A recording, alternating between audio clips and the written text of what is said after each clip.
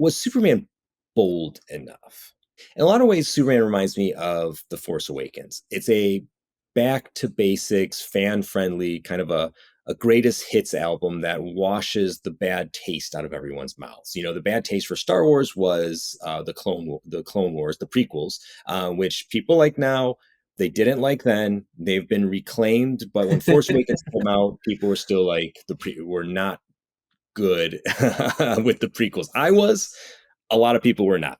And for Superman, that bad taste, like we said, was the Zack Snyder movies. Yes, some people like them, but there is an overall feeling of those movies being very dark, very cynical, and not what people wanted. Yeah, it definitely could have been bolder. You know, I'm a big fan of Tom King. We talked about this before. Tom King's one of the best, probably the best writer in comics right now.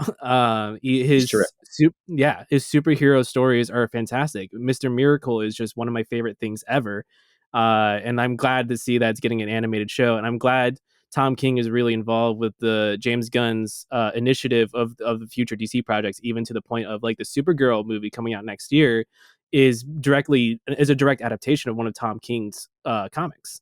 With that effort to put that much focus on the storytelling aspect, I was hoping for a Tom King level story with Superman, something that really kind of digs into what makes Superman the way he is, what he means to our society as a whole.